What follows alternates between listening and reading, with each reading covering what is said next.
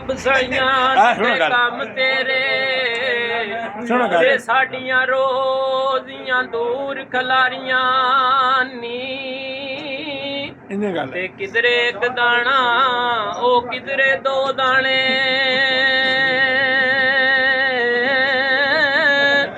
ਤੇ ਕਿਧਰੇ ਬੁੱਕਾਂ ਵੇ ਭਰ ਭਰ ਖਲਾਰੀਆਂ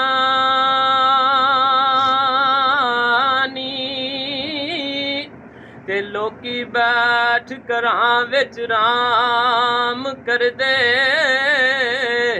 ਤੇ ਸਾਡੀਆਂ ਨਿਤ ਪਰਦੇਸ ਤਿਆਰੀਆਂ ਨੀ ਤੇ ਸਹਿ ਜੋੜ ਮੈਂ ਸੰਗਤ ਦੇ ਡਿਠੇ ਤੇ ਓੜਕ ਵਿਥਾਂ ਓ ਪਈਆਂ ਤੇ ਜਿੰਨਾ ਬਾਜ ਓ ਇੱਕ ਪਲ ਨਾ ਜੀਵਾਂ ਤੇ ਅੱਜ ਓ ਸ਼ਕਲਾਂ ਯਾਦ ਨਾ ਰਹੀਆਂ ਹੋ ਟੁਰ ਗਏ ਸਾਡੇ ਸੱਜਣ ਗਵਾਂਢੋਂ ਤੇ ਅਸੀਂ ਲੁਕ ਲੁਕ ਭਰੀਏ ਹਾਂ ਉਹ ਕਿਸਮਤ ਇੰਜ ਪਈ ਸਲੂਕ ਜੇ ਕਰਦੀ ਕਿ ਜਿਉਂ ਮਤ ਰਹੀਆਂ ਮਾਵਾਂ ਤੇ ਕਾਫ ਕੱਖਾਂ ਦੀਆਂ ਕੁਲੀਆਂ ਉਹ ਰਹਿਣ ਖੜੀਆਂ ਤੇ ਚੁੰਨੇ ਕੱਚ ਹਵੇਲੀਆਂ ਉਹ ਟਹਿੰਦੀਆਂ ਨੀ ਤੇ ਮੁਹੰਮਦ ਬੁੱਢਿਆ ਉਹ ਮਾਲੀ ਬਾਗ ਦੀ ਰਾਖੀ ਕਰਦਾ ਤੇ ਫਲ ਪੱਕੇ ਜਾਂ ਕੱਚੇ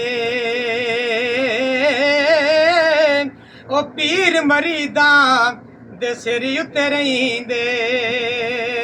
ਉਹ ਝੂਠੇ ਹੋ ਨਿਆ ਸੱਚੇ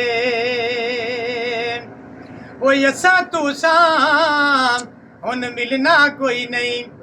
ਤੇ ਲੰਮੀ ਪਈ ਏ ਜੁਦਾਈ ਉਹ ਰੋਵੇ ਫੁੱਲ ਮੁਹੰਮਦ ਬਖਸ਼ਾ ਤੇ ਨਹੀਂ ਨਾ ਸ਼ਾਖ ਹੰਡਾਈ ਤੇ ਜੋ ਕਿਸੇ ਦਾ ਆਸ਼ਿਕ ਹੁੰਦਾ ਤੇ ਉਸੇ ਦੀ ਉਹ ਗੱਲ ਕਰਦਾ ਸਾਸਾ ਮਕਰ ਬਹਾਨੇ ਕਰਕੇ ਤੇ ਮਰਨੇ ਉਸ ਦੇ ਮਰਦਾ ਲੋਏ ਲੋਏ ਪਰ ਲੈ ਕੁੜੀਏ ਤੇ ਜੇ ਤੁਧ ਪਾਂਡਾ ਹੋਏ ਪਰੇ ਨਾਮ ਉਹ ਸ਼ਾਮ ਪਈ ਬਿਨ ਸ਼ਾਮ ਮੁਹੰਮਦ